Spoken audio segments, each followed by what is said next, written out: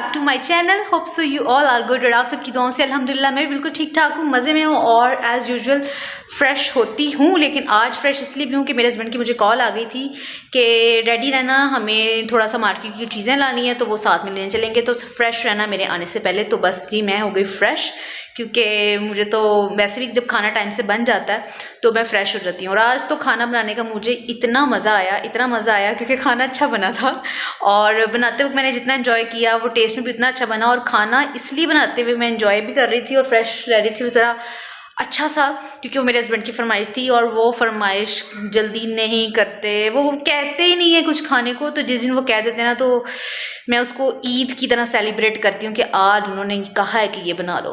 तो क्या कहा है वो जाकर मैं आपको आगे दिखाती हूँ। आप सबकी फेवरेट है, वैसे आपने थंबनेल पे पिक्चर देखकर भी देख लिया होगा, लेकिन मैंने कैसे बनाई है वो भी मैं आपको साथ थोड़ा बहुत तरीका शेयर करूँगी। लेकिन मैंने प्रॉपर रेसिपी शूट नहीं की, अगर आप लोग कहेंगे तो मैं कर दूँगी। लेकिन मेरे हस्बैंड ने, अब आपने देख लिया तो मैं बता देती हूँ, आज मेरे हस्बैंड ने कहा कि बना लो बिरयानी। तो मैंने कहा चले जी फिर आज बना लेते हैं बिरयानी। बिरयानी तो हम सबकी फेवरेट है, लेकिन मज़े की बात है कि आज उन्होंने कहा था तो मैंने बनाई और उनको बहुत पसंद आई। तो अब मैं बैठी बस अपने हस्बैंड का वेट कर रही हूँ कि जब वो आ जाएं तो फिर हम चलें और जाके क्या क्या शॉपिंग करनी है वो ले आएँ।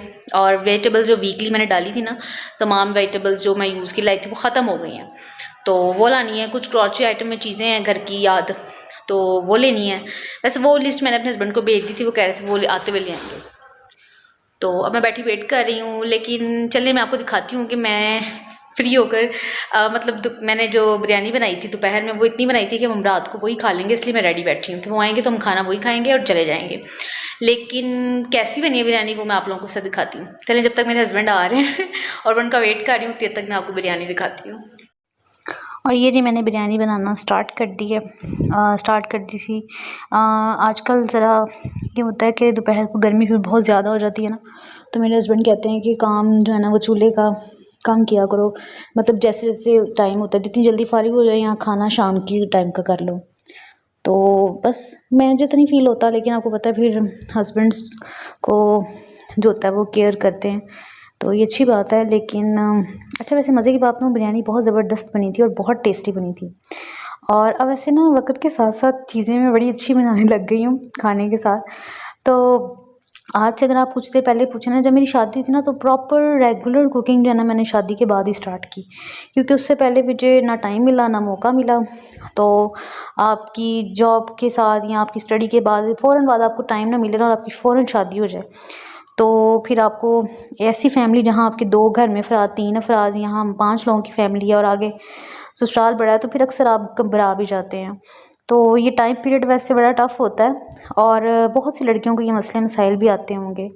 वैसे एक दिन मैं अपने हस्बैंड से पूछ रही थी, वैसे भी तो मेरे हस्बैंड मुझे बता देते हैं ना कि ये नहीं ठीक बना या ऐसे बनाओ, ये भी वक्त के साथ साथ अब एक्सपीरियंस, जैसे मुझे पराठा बनाना नहीं आता था, मैं बहुत अच्छा बना लेती हूँ, खाने बहुत अच्छे बनाने लग गई हूँ। तो ये चीज़ का बिलीव ना मुझे मेरी अम्मी ने दिया था, आज से 2-3 साल पहले की बात होगी।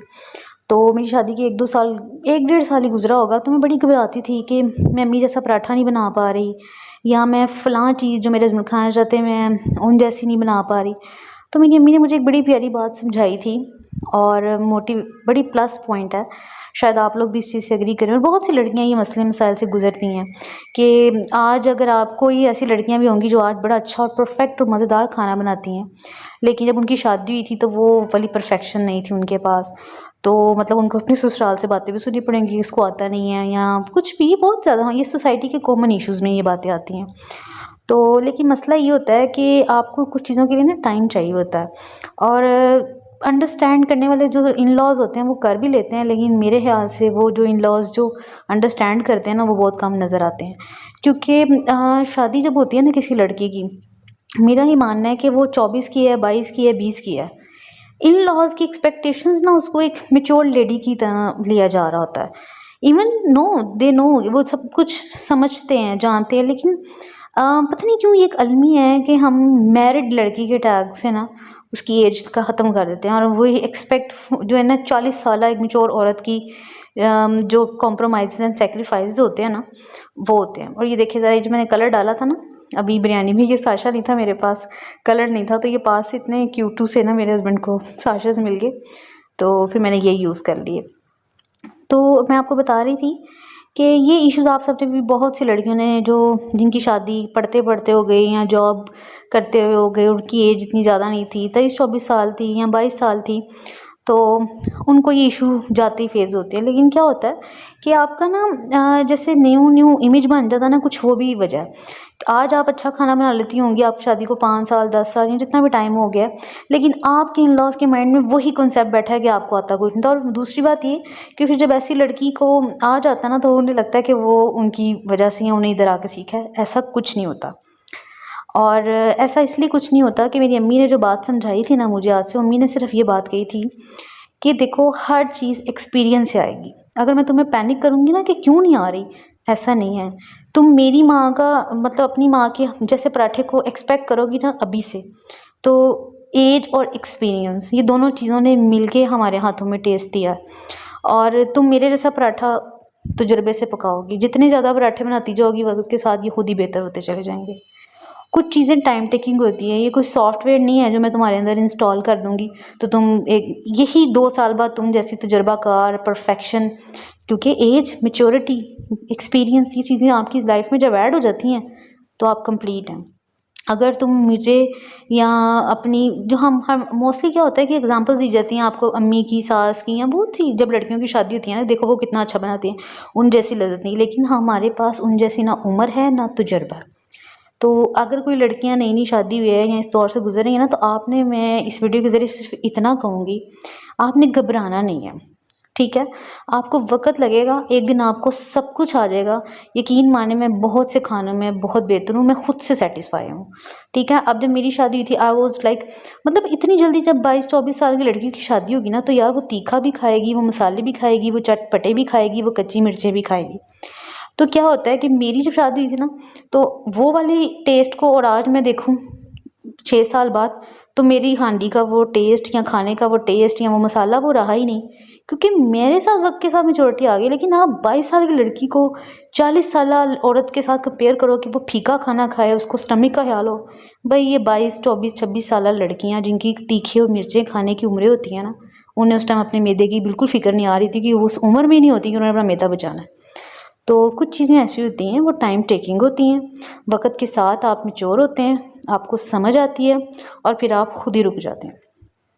तो बस ये आपसे बातें करते करते बिरयानी भी बन गई और मैंने आप लोगों को मोटिवेट भी कर दिया है, पॉजिटिव किया उन लड़कियों को कि आपने घबराना नहीं है, एक दिन आपको सब कुछ आ जाएगा।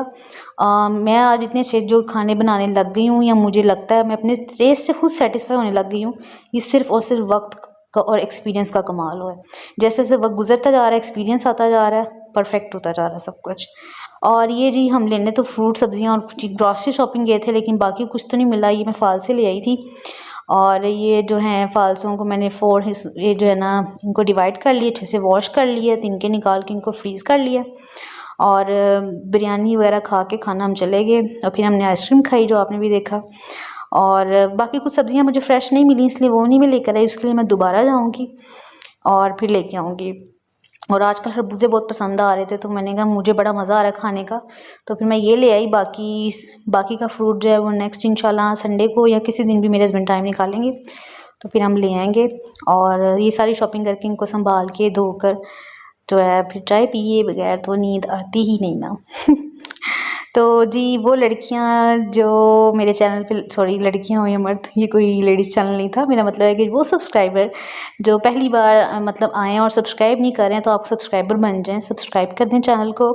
वीडियो पसंद आई है तो लाइक कर दें। इंशाल्लाह ताला नेक्स्ट व्लॉग में फिर मुलाकात होगी और इंशाल्लाह ताला मिलूँगी नेक्स्ट व्लॉग में। तब तक अपना ख्याल रखिए। अल्लाह हाफिज़।